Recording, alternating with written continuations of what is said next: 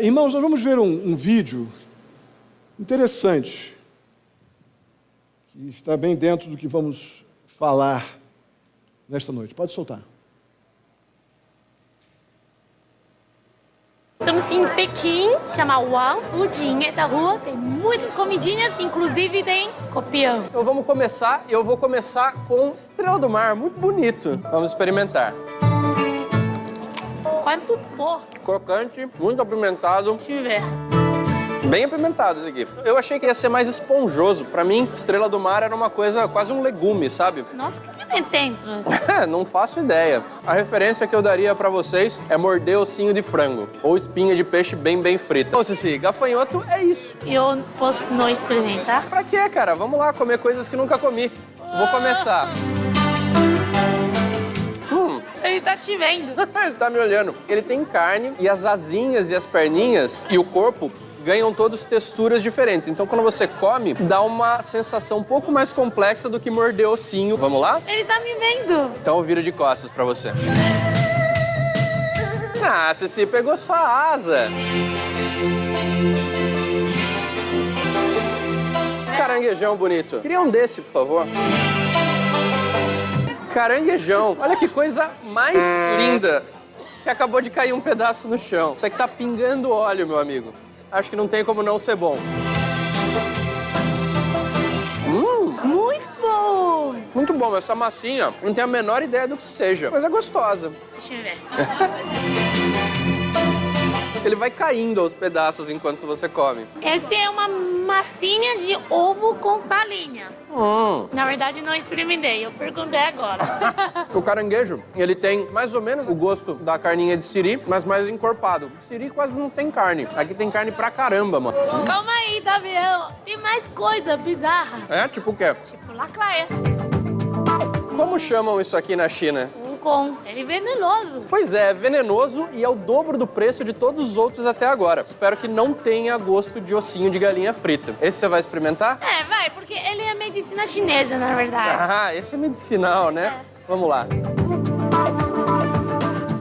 Tem gosto, sabe do quê? Serpente. Não, tem gosto de osso de galinha frito. Só que esse é mais amargo. É bem amargo, na verdade. É, acho que come menos porque ele é venenoso, né? Espero que o óleo tenha queimado o veneno. Quer experimentar? Nossa, esse é amargo. Amargo mesmo. Tipo xarope pra tosse. Deve ser medicinal mesmo. Quando você vê uma chinesa fazendo cara feia pra um negócio, meu amigo, que o barato é louco. Muito amargo. Eis o escorpião. Tinha aqueles escorpiões menorzinhos que o cara colocava no espetinho, ele ficava vivo ainda mexendo, mas eu achei que a gente tinha que pegar esse. Esse é rei. Que é o do Indiana Jones, é o bonitão e é o que a gente vai experimentar.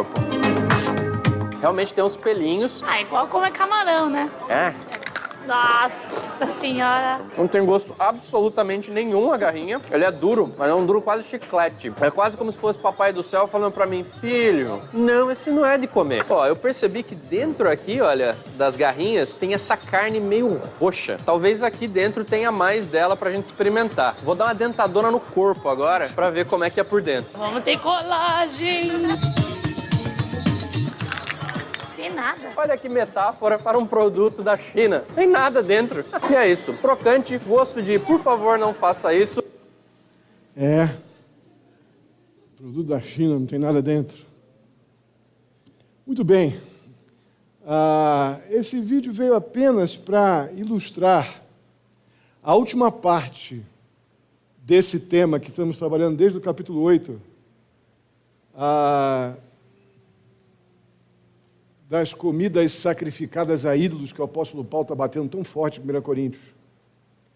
Desde o capítulo 8 que ele vem batendo nessa tecla. E o que comemos realmente faz uma diferença para nós.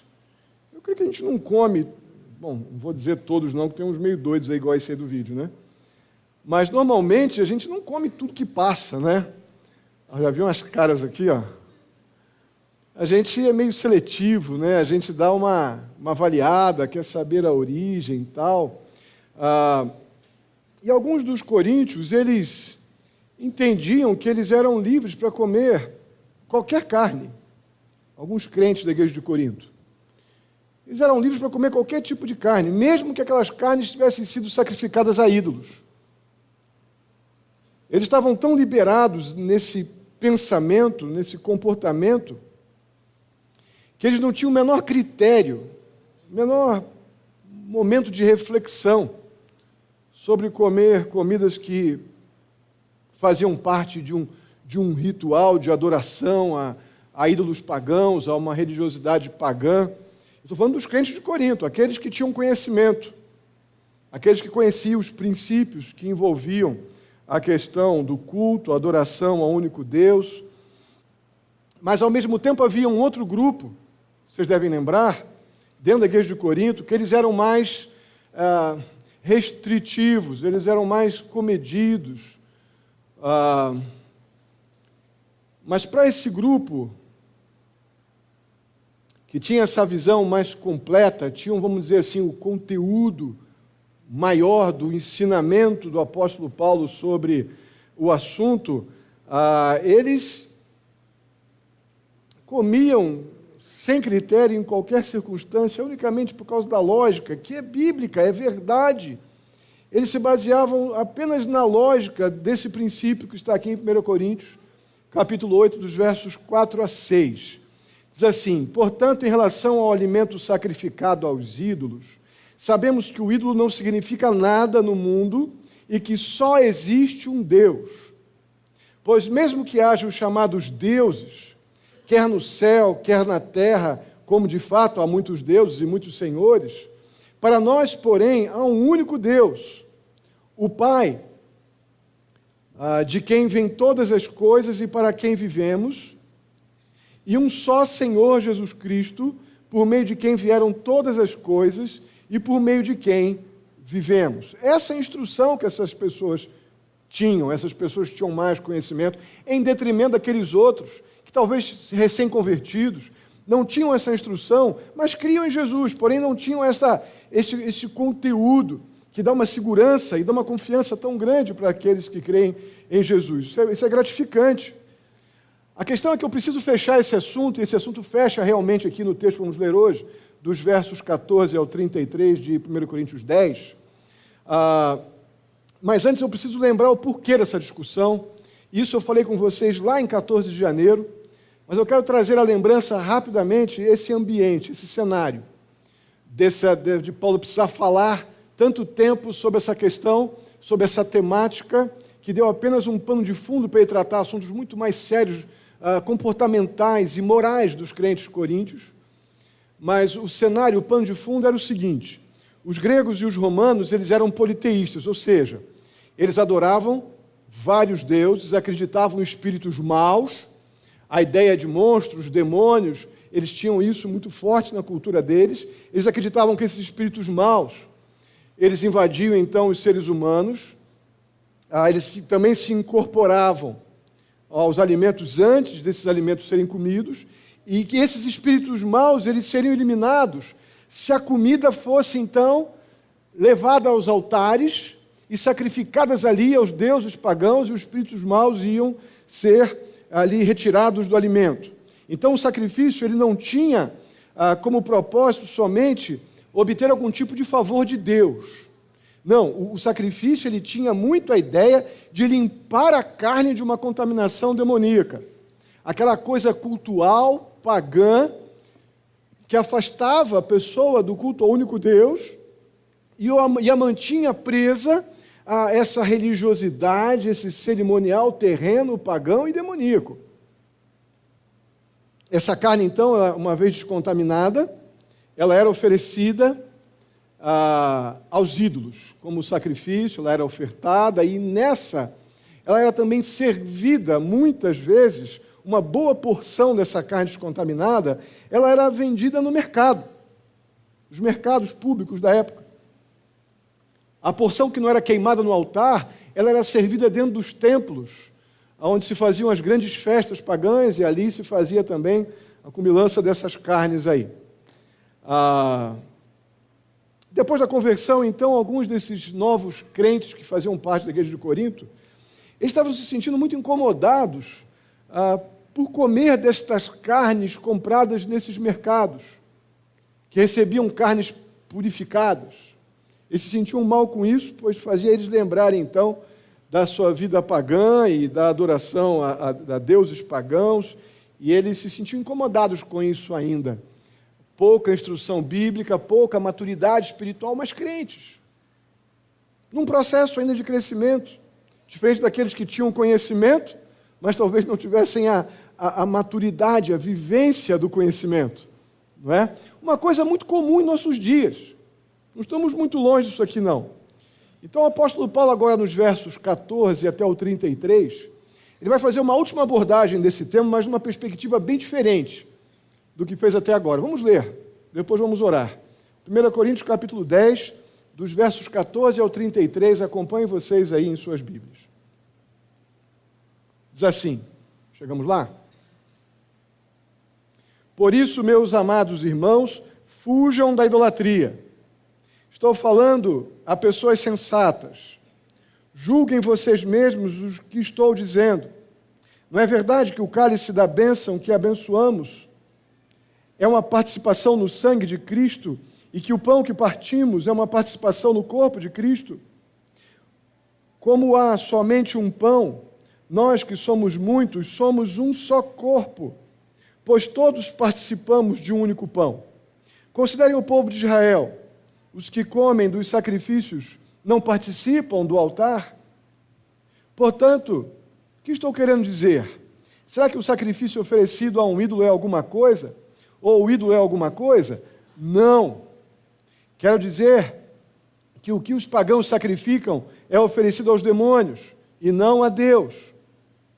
E não quero que vocês tenham comunhão com os demônios. Vocês não podem beber do cálice do Senhor e do cálice dos demônios.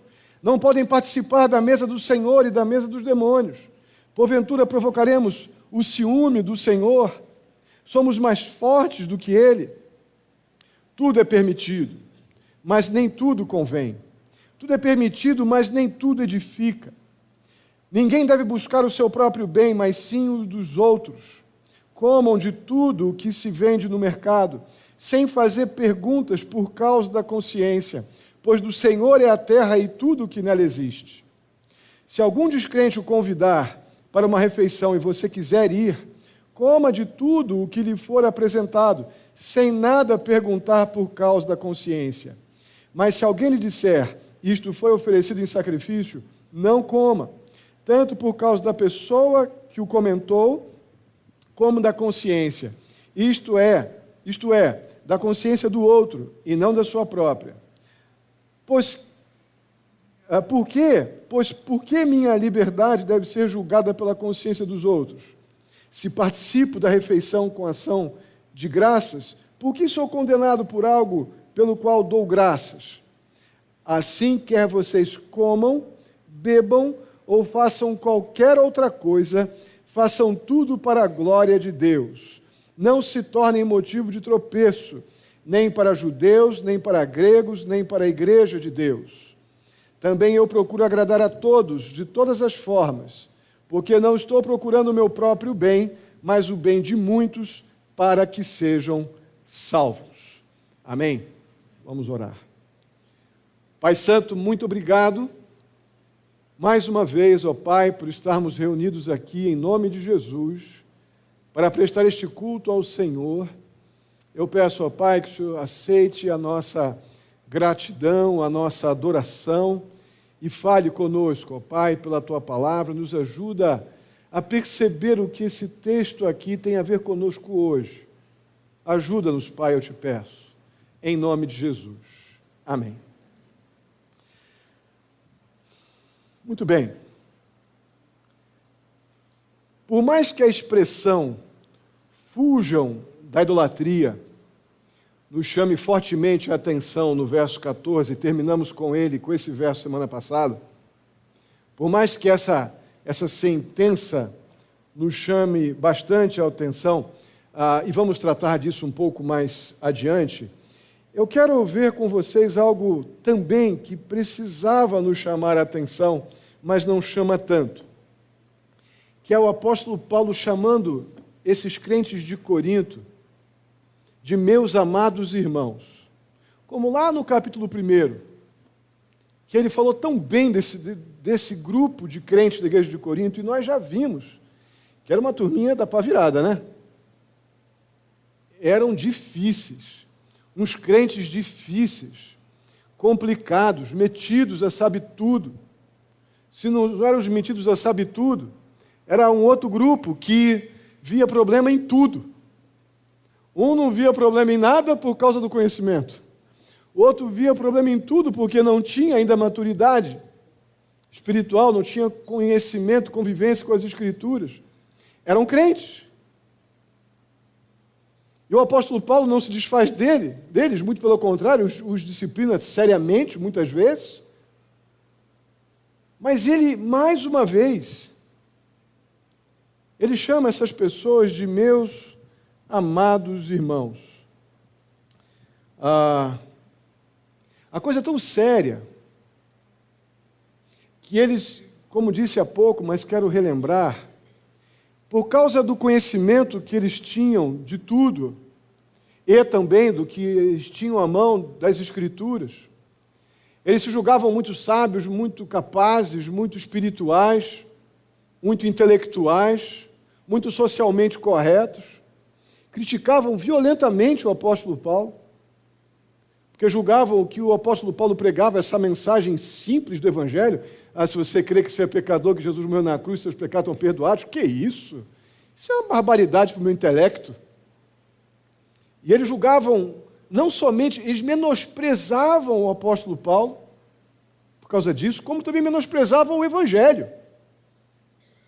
E é esse grupo que o apóstolo chama de meus amados. Eu sou fortemente confrontado com isso aqui.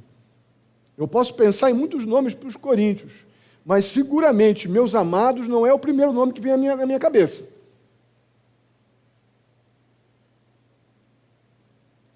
O que vemos aqui é que, apesar de tudo,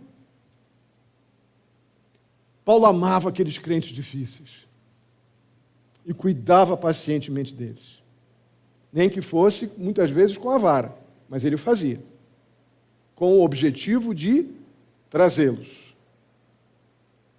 Hoje nós veremos alguns princípios que precisam comandar, reger nossas decisões, a nossa conduta, num contexto de mundo tão difícil que a gente está vivendo, com tanta proposta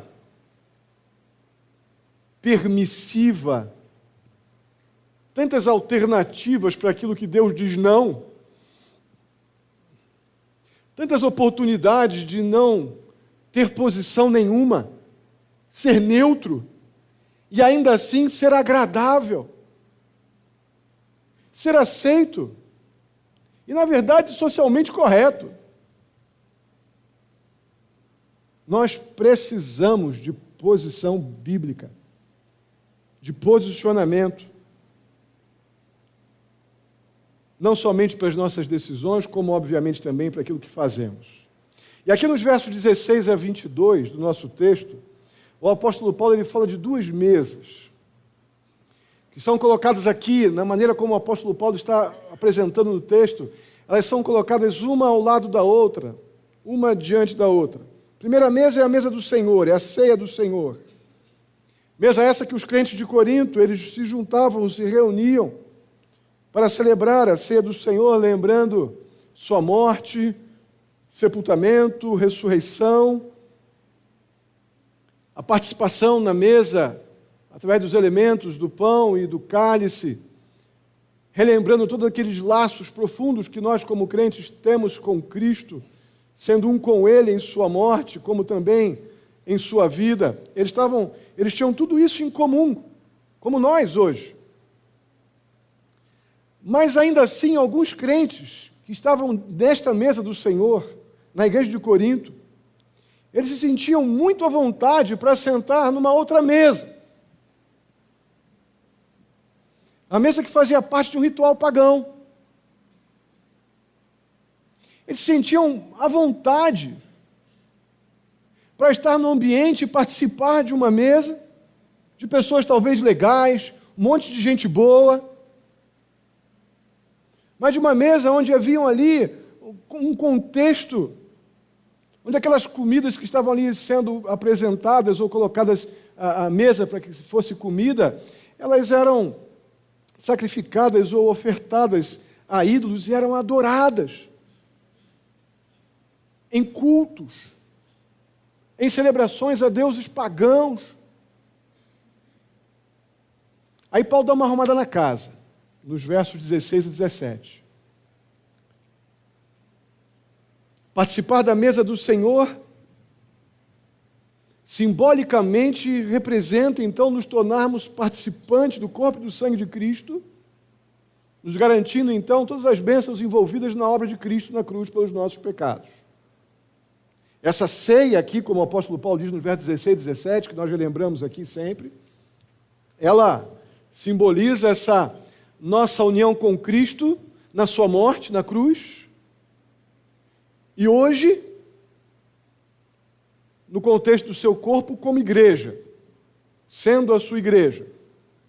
Isso é o que Jesus ensinou antes da sua morte no Evangelho de João, capítulo 6, versos 47 a 58. Então está na nossa Bíblia. E eles tinham conhecimento dessas verdades aqui que estão sendo mencionadas agora. Só que nos versos 18 e 20, nós vemos uma outra situação. É fato, nós vimos isso no capítulo 8, versos 5 e 6, o primeiro versículo que eu coloquei aqui, que não há outros deuses e que esses ídolos pagãos, conforme o texto bíblico que lemos, nos diz, não são nada, porque há um único Deus, há um só Cristo, e somos um com Ele, se estamos em Jesus Cristo. Mas alguns crentes, eles esqueceram que essa falsa adoração ou culto que aquelas pessoas prestavam nos seus ritos pagãos não é tão inofensivo assim. Os crentes esqueceram que a verdade bíblica é um fato. Há um único Deus. Não temos que temer deuses feitos por mãos humanas, deuses com letra minúscula. Que isso é que configura o paganismo. Não tema esse, porque existe somente um Deus. O problema é que eu não posso também ignorar que o falso culto, que a falsa adoração, não sejam algo que nós não podemos simplesmente tratar como inofensivos ou insignificantes. E é nesse sentido que o apóstolo Paulo diz que o culto aos ídolos é culto a demônios. E a participação, ainda que seja com todo o conteúdo bíblico, não é a minha presença num culto de adoração a deuses pagãos, me coloca num contexto de adoração a demônios. É isso que o apóstolo Paulo está dizendo, falando, crentes, vocês não são mais maduros? Vocês não estão dizendo que vocês são experientes? Então, está lá em Tiago, né? Quer sabedoria? Peça a Deus que Ele te dará abundantemente. Não hajam como insensatos. Os crentes não podem participar de duas mesas. Uma é a mesa do Senhor. É um culto ao Senhor. E a outra é a mesa de demônios. É um culto a demônios. O crente não pode estar dividido desse jeito. Da mesma forma como o ser humano não pode servir a dois mestres, Mateus capítulo 6, verso 24, não pode ter dois senhores, o Senhor Jesus ensina, o crente também não pode participar de duas mesas. Está dividindo a sua adoração, lealdade dividida, Deus não entra nessa não. Deus não faz esse joguinho. Irmãos, o problema é que nós muitas vezes também esquecemos em cima das convicções espirituais que temos, não, eu sou crente, a gente gosta muito de dizer isso, né? Há 20 anos, 30 anos, legal. O crente que acabou, se converteu semana passada, e o crente de 20 anos, 30, 50, sem temor ao Senhor, estão no mesmo problema. Estão no mesmo problema. Estão no problema de achar que pode sentar numa mesa pagã e numa mesa do Senhor ao mesmo tempo. E fica tudo bem porque eu sou crente. Eu sou crente há tanto tempo. Eu sei esse versículo. É mais ou menos isso que acontecia com esses caras aqui. Achavam que estava tudo bem. E perderam de vista que para Deus não estava tudo bem. Que Deus não aceita um coração dividido. Simplesmente a nossa convivência com o mundo, a gente fica procurando muitas vezes justificativas. E justificativas antibíblicas. Unicamente carnais, humanas, o que eu quero. O que me dá prazer. Para fazer simplesmente o que a gente quer, ainda que nos coloque na contramão de verdades e da vontade conhecida de Deus para a gente. Então aqui o problema de Corinto está muito mais perto da gente do que a gente pode pensar.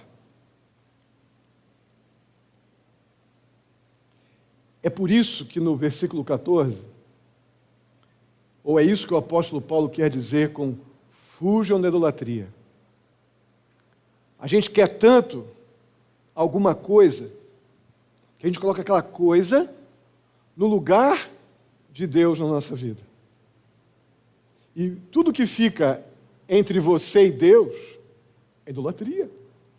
Prazeres, paixões carnais, vontades obsessivas. A mera vontade, eu estou com vontade,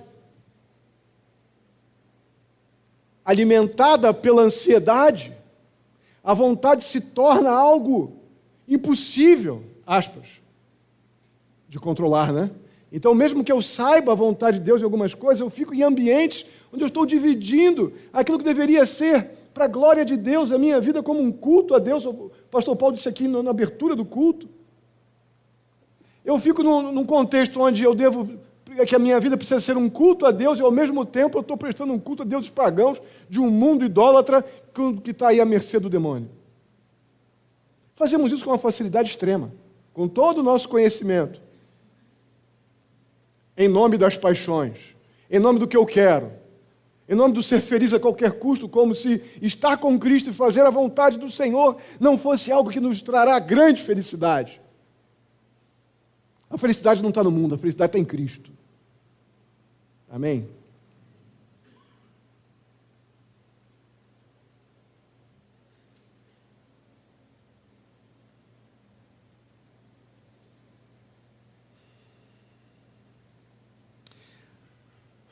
Então, no verso 22, nós vemos a seguinte afirmação: porventura provocaremos o ciúme do Senhor? A ideia aqui proposta que Paulo está fazendo lembrança, que lá na primeira parte do capítulo 10, você deve lembrar que ele usou os israelitas como exemplo do que nós não deveríamos fazer. E eles provocaram o Senhor de várias formas, né? Vocês devem lembrar. Provocaram o Senhor no contexto da idolatria, provocaram o Senhor de provar o Senhor nas muitas imoralidades, um monte de coisas que eles não deviam fazer, eles sabiam que não deviam fazer e fizeram. Aí o apóstolo Paulo vai e dá uma chamada: vocês querem mesmo ter essa vida dupla? Não se deve provocar os ciúmes ou o zelo, que seria uma tradução mais literal, o zelo do Senhor como os israelitas fizeram. Irmãos, esses zelos do Senhor são as disciplinas do Senhor. Deus zelando pelos seus são as disciplinas quando Ele nos corrige, como fez aquela lista de pessoas que morreram muitas, e outras, diante da disciplina do Senhor, se arrependeram. Não provoque a disciplina do Senhor, numa tradução mais livre seria esse texto. Não provoque dividindo a adoração, como se Deus aceitasse a adoração dividida. Não ache que você pode sentar numa mesa, na mesa do Senhor, e banquetear dos privilégios celestiais para aqueles que creem na obra de Cristo, e está com o seu coração também já dividido ou celebrando coisas que são naturais para o mundo, que jaz no maligno, como se fossem tão boas e naturais quanto aquilo que você faz para o Senhor. Deus não aceita isso, isso é coisa para demônios. Não faça isso. Sério isso, né? A gente não está acostumado a falar numa fraseologia assim tão pesada, né?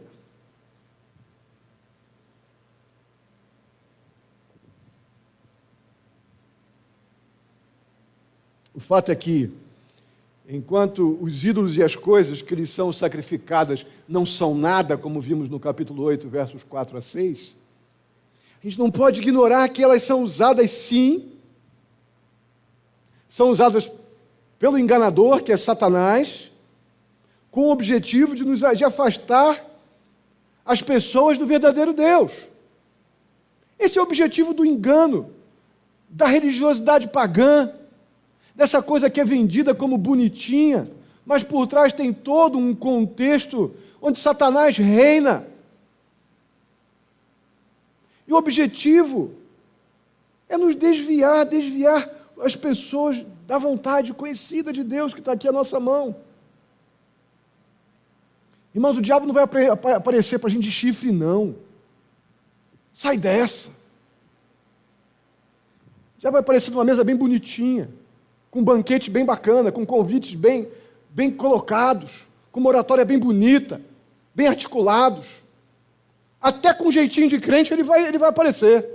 Porque o objetivo dele é enganar, se possível, os eleitos. Tu não fica procurando diabo de chifre, não, que tu não vai achar, não. É muito mais sutil. É lá naqueles ambientes que a gente se coloca, que você prefere que nenhum crente te veja, nenhum membro da tua igreja te veja naquele lugar. Mas você está bem feliz lá. É lá naquela escolha que você faz, que você acha até o fim que vai poder voltar atrás se alguma coisa der errada, e geralmente a gente não consegue voltar atrás, não. A gente tem que lidar com as consequências. É muito mais sutil a mesa do demônio do que a gente pode pensar.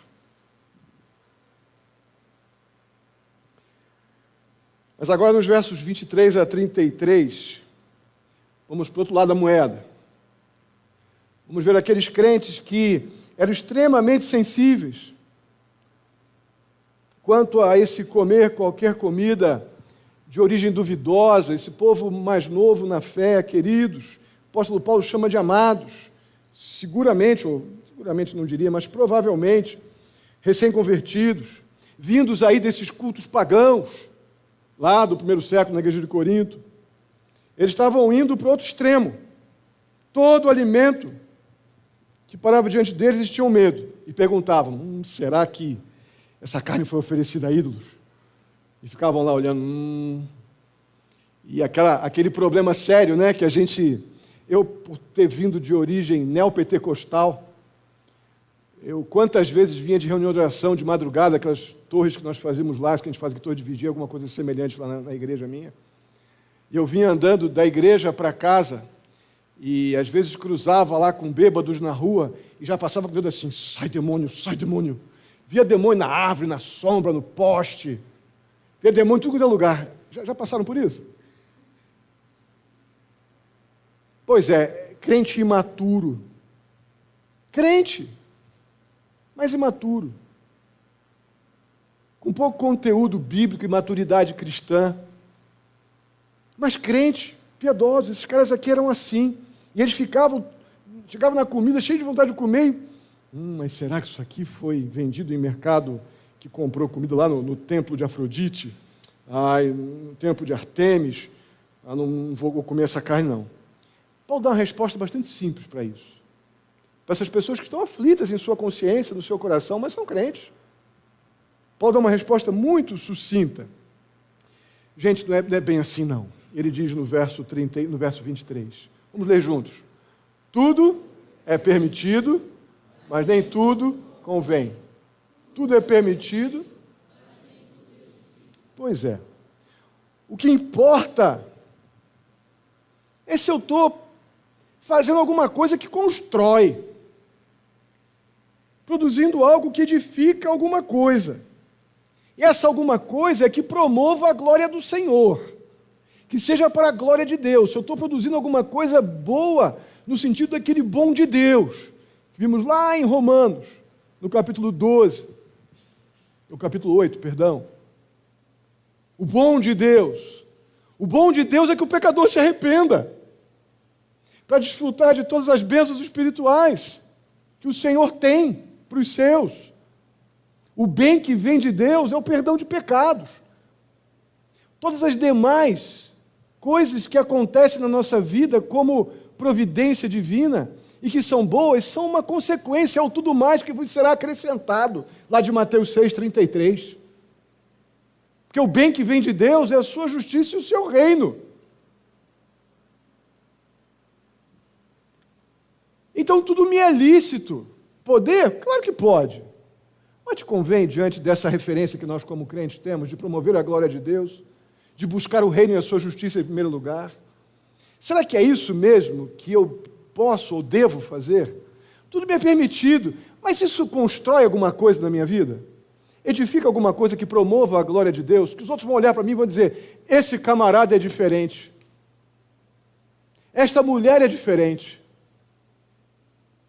E você sabe o porquê que você é diferente. Não é porque você é super-homem, não, que você é super legal. Nada disso. É a beleza de Cristo que faz diferença. Mas essa beleza de Cristo, ela não brilha de fora para dentro, ela brilha de dentro para fora.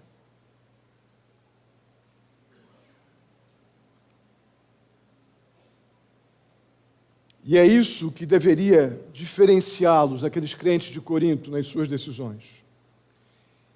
Mas é exatamente isso que não estava acontecendo, tanto lá com os coríntios, como muitas vezes com a gente também. Olha o que deveria diferenciar aqueles crentes de Coríntios, no verso 24. Ninguém deve buscar o seu próprio bem, mas sim os dos outros. Aqueles crentes de Corinto não eram bons nisso. Eles queriam estar na lei de Gerson o tempo todo. Eu tenho que levar vantagem em tudo, certo? Eles queriam, pelo mais conhecimento que eles tinham, ser os mais importantes, os oradores, os que dizem sim, os que dizem não, os que mandam nos pastores, os que mandam nos apóstolos. Eles tinham que dar as ordens. Admitir, demitir, ofender, fazer lá as suas expressões de religiosidade lá nos templos de Artemis. Estão lembrados disso? Os ascetistas. Eles não eram muito bons nisso, não. Nós também não somos campeões nesse assunto, não. Muito pelo contrário. Ninguém deve buscar o seu próprio bem, mas sim os dos outros. Isso não é normal para a gente.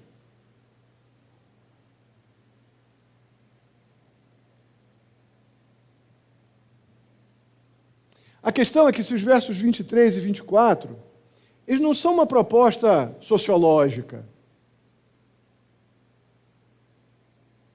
de uma política dos bons amigos. Nada disso. Esse bem dos outros que Paulo buscava, irmãos, estava completamente vinculados à salvação que ele pregava. Esse buscar o bem dos outros não é ser o legal de plantão, não. O amoroso de plantão, geralmente esse tipo de pessoa dá muito trabalho. Seguramente Paulo tinha problema com essa turma também em Corinto. E não é desse povo que o apóstolo Paulo está falando. Ou não é esse tipo de bem, melhor dizendo. Ele estava falando do bem que vem de Deus. Aquilo que era o alvo da sua vida, que era a pregação, o testemunho e a pregação do Evangelho. Então o apóstolo Paulo diz para aqueles crentes, amados, que estavam vendo o problema em tudo, no verso 25, gente, vai no mercado e compra carne. Vão lá fazer as compras de vocês. Está aí no verso 25 para você ver. Seja qual for que tenha sido o abate, não é isso que é o problema para a gente. Não precisa fazer nenhuma pergunta para o vendedor, onde você comprou ou não comprou, por causa da sua consciência, não faça isso. Ele fecha no verso 26 dizendo, porque do Senhor é a terra e tudo que nela existe. Foi Deus quem criou a comida, companheiro. O boizinho lá que foi abatido e virou lá uma picanha. Foi Deus, e é Deus sempre. Mas tem um detalhe, que é o verso 27. Vamos relembrar-nos aqui no verso 27.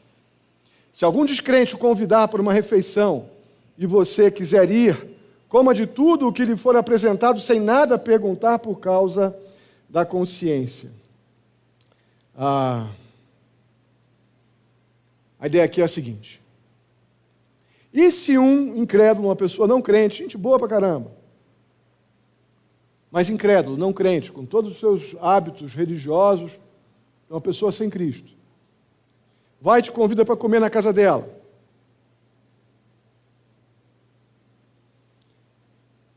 para você ou para o convidado, aquilo que é posto na mesa é carne, se estiver servindo carne, né? Pode servir macarrão. Aquilo que está sendo servido é carne, é comida, que se come com gratidão, com ação de graças. Comer um pedaço de carne que foi oferecido a um ídolo não vai contaminar o crente, nós sabemos disso. O que contamina o crente, sem dúvida, é participar de um culto pagão. Isso é idolatria. Participar do paganismo e do culto pagão dos outros, com a concordância, às vezes, até omissa. Irmãos, mas essa lei, esse padrão do amor de Deus, essa lei do amor, que faz com que a pessoa que tem o conhecimento das coisas do Senhor enxergue aquele irmão mais frágil com misericórdia e paciência e abra mão dos seus direitos e liberdades em função daquele irmão ainda não estar à vontade para lidar, não ser maduro para lidar com aquela liberdade sua. Esse princípio do amor, ele exige, no texto aqui, no contexto que o apóstolo Paulo está mencionando, porque seguramente isso era um problema naquele contexto lá, nós estamos diante de uma exceção a essa instrução que está sendo dita aqui nos versos 25 a 27. Vamos ler os versos 28 a 30. Mas, se alguém lhe disser, isso foi oferecido em sacrifício, não coma, tanto por causa da pessoa que o comentou, como da consciência, isto é, da consciência do outro, e não da sua própria. Pois por que minha liberdade deve ser julgada pela consciência dos outros? Se participo da refeição com ação de graças, por que sou condenado por algo que não dou graças? Aqui tem um daqueles estilo literário do apóstolo Paulo, com alguns trocadilhos e alguns paralelismos que são meio trabalhosos, para a gente entender numa primeira, numa segunda, até numa terceira leitura. Mas eu vou tentar mastigar para vocês aqui, porque isso aqui é bastante interessante. Estamos diante, então, o fato foi apresentado até o verso 26. No verso 27, nós vemos que há mais uma situação onde é colocada a ideia de que você deve participar daquela mesa se você não tem o conhecimento de foi oferecido aqui ou ali, ou aquilo ali não é um culto pagão, mas tem uma exceção a essa instrução, e essa que estamos vendo aqui dos versos 28 a 30. Esse exemplo aqui citado é mais ou menos o seguinte: se um dos convidados que está contigo na casa dessa pessoa, não crente, cutucar você esse cotovelo e dizer assim, ô fulano, isso aí foi comida sacrificada lá no templo de Artemis. Essa comida que foi todinha comprada lá no templo. E esse que te cutucou é um daqueles crentes mais sensíveis ainda por não conhecer o contexto completo do princípio que abraça esse tema. A ordem que o apóstolo Paulo dá aqui é que então esse crente mais velho, ou que está ali, que foi convidado também, não deve comer. Não deve comer por causa do fato, não exatamente por causa do fato da comida, porque ele sabe que a comida não vai contaminar ele, mas por causa da pessoa, do outro. Então o problema aqui não é a comida, o problema é aquele crente mais frágil na fé, para que ele não venha a se sentir de alguma forma ofendido em sua consciência. Em outras palavras, esse crente deve decidir respeitar a consciência ainda mais frágil daquele outro irmão. Crente também. Mas ele deve parar e abrir mão de um direito seu por causa do outro. E é levantado um questionamento desse posicionamento do apóstolo Paulo, aqui na segunda parte do verso 29 e 30, que diz assim, segunda parte do verso 29, pois, por que minha liberdade deve ser julgada pela consciência dos outros? Se participo da refeição com ação de graças, por que sou condenado por algo pelo qual dou graças a Deus? Um questionamento importante e até legítimo na primeira lida. Mas aí vem a justificativa do apóstolo Paulo no verso 31. Assim quer vocês comam, bebam ou façam qualquer outra coisa, façam tudo para a glória de Deus. Irmãos, que bem resultaria daquele crente mais maduro. Sentar ali e comer tudo que estava ali na mesa, mesmo com essa inquietação do crente mais novo. Comer da graça. Eu dei graça e comi, rapaz. Come a tua também, não enche a paciência. Me diga que bem resultaria. Olha o problema que vimos lá no princípio do verso 24. Ninguém deve buscar o seu próprio bem, mas sim o dos outros. Que bem você, como um crente mais maduro, geraria na vida daquele crente mais imaturo, dizer que eu vou dar graças e vou comer o que estiver na minha frente, se a liberdade do indivíduo está completamente, do outro está completamente aviltada ou ofendida. Como é que você poderia dar graças por aquilo que ofende o outro irmão? Como é que eu posso fazer isso? Está vendo como o nosso senso de fazer o bem é depois de tirar os meus interesses da frente? Vou fazer o que é bem para o outro se eu já tiver atendido nos meus interesses. Que bem você faria? Seguramente muitos aqui estavam tomando a causa do cidadão aqui que o Paulo levantou. Que isso? Ele pode comer. Como é que pode um negócio desse? Mas como crente, num contexto desse aqui do primeiro século, num contexto difícil da igreja de Corinto, que bem geraria na vida do outro? Eu já dei graças, comi, o outro está lá morrendo por dentro, maior crise porque o crente mais velho fez um negócio que eu achei que não deveria. Como é que eu vou dar graça e comer e o outro está morrendo por dentro? Percebe como o nosso senso de bem do outro é limitado? Por isso, então, o apóstolo Paulo ele conclui esse tema nos dando dois princípios que precisam orientar a nossa vida no exercício das nossas liberdades como crentes. O primeiro princípio pelo qual o crente deve exercitar suas liberdades, ele é determinado da seguinte forma: tudo que façamos para a glória do Senhor, não pelo meu prazer, pelos meus interesses, mas tudo que eu fizer, que eu faça para a glória do Senhor. Então, a primeira atitude que o apóstolo Paulo está ensinando os crentes coríntios é deixarem de ser egoístas, deixarem de serem metidos a sabe tudo, serem piedosos, usarem o conhecimento para eles poderem expressar melhor o amor e a adoração e a devoção a Deus, que é o único que deve ser adorado. Então, a primeira coisa que eles devem fazer, que somos ensinados, os crentes de Coríntios e nós aqui hoje, tudo que fizermos, que nós estejamos fazendo para a glória do Senhor. E o segundo princípio, que deve orientar nossas atitudes, é produzir realmente o bem do outro, como vimos no verso 33, ou melhor, como vimos agora no verso 34,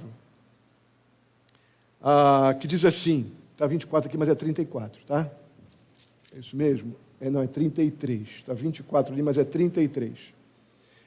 O que vemos agora no verso 33, então, é o que precisamos. É o segundo princípio que devemos produzir, sem dúvida, o bem dos outros. Diz assim: também eu procuro agradar a todos, de todas as formas, porque não estou procurando o meu próprio bem, mas o bem de muitos, para que sejam salvos. Irmãos, aqui é algo que nós precisamos tomar bastante cuidado. Agradar a todos, de forma alguma, está ligado a algum tipo de bajulação ou fazer alguma coisa que tire a glória do Senhor, que coloque o Senhor em outro lugar que não seja o dele e que é o primeiro. Então, esse agradar o Senhor aqui não tem nada a ver com algum tipo de bajulação, mas em estar disposto a renunciar a uma liberdade, a um direito seu, para que o outro possa crescer. É nesse sentido que não procuramos o nosso bem, porque o objetivo é que o outro seja salvo, e se salvo, que ele cresça, que ele amadureça. Irmãos, a morte de Cristo Jesus na cruz do Calvário não apenas nos garantiu a grande bênção do perdão de pecados, sua ressurreição nos garantiu a segurança da vida eterna, mas essas verdades também nos deram uma nova vida. Nós cremos nisso, amém? Só que além da nova vida, também nos deu um novo padrão de vida. Com a nova vida veio um novo padrão de conduta para nós vivermos, até estarmos com Cristo nos céus. Se temos a liberdade de desfrutar de algumas liberdades cristãs, bíblicas, que a palavra de Deus nos dá, nós também temos a liberdade de ser capazes de pôr de lado algum prazer temporal, momentâneo, no exercício dessa liberdade que é legítima. Conhecimento de Deus e o exercício dessa liberdade bíblica nos dá a liberdade de abrir mão, pelo bem do nosso irmão, pelo bem do Evangelho, e para a glória de Deus, de coisas que seriam direitos, mas que não vão nos fazer nenhum peso, pelo contrário, redundarão em glória ao Senhor e bênçãos espirituais da parte de Deus para aqueles que agem assim. Vocês veem que temática grande, começou lá no capítulo 8. Tudo para Paulo tocar nessa área daqueles crentes, que é uma área tão nossa. Egoístas, interesseiros, egocêntricos no seu conhecimento, usando os benefícios ou os privilégios espirituais para menosprezar, para oprimir o mais frágil. Como se a palavra de Deus, quanto mais conhecimento temos das Escrituras, amados, isso é o que me provoca mais vergonhas diárias. Quanto mais conhecemos do Senhor, mais humilhados precisamos ficar diante dele, porque o pecado que até então era uma sujeirinha no canto, conforme eu conheço o meu Deus, o meu Salvador pelas Escrituras, mais o meu pecado cresce diante dos meus olhos, mas mais capacitação eu tenho do Senhor para lutar. Mais eu vejo o meu potencial para pecar, mas mais do Senhor eu tenho para lutar. O fato é que nós temos que parar de achar que esse senso enganoso que nós temos de que somos bonzinhos e queremos o bem dos outros naturalmente. Nós não queremos o bem dos outros naturalmente. Nós queremos o nosso naturalmente. Só uma vida comprometida primeiro com as Escrituras e depois com essa percepção de que somos pecadores, com o objetivo que o apóstolo Paulo tinha: testemunhar de Cristo aos perdidos. Isso fazia com que Paulo olhasse para esses crentes que estavam com outro foco na igreja e dizia: olha, vocês estão com foco no lugar errado.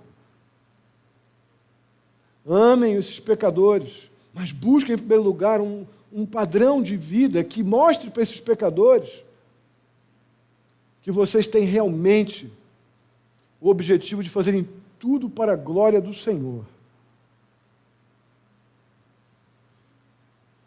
E produzirem na vida dos outros aquilo que Deus produziu na sua.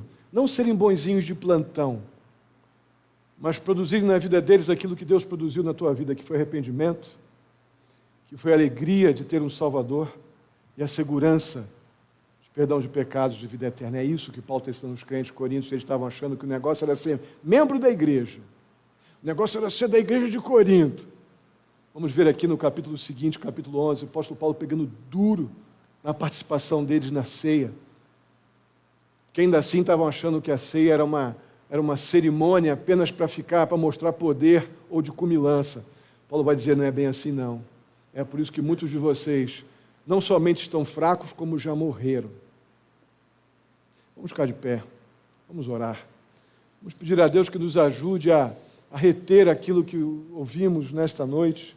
Tantas situações que para nós são tão diferentes, mas no final das contas nós nos vemos ali.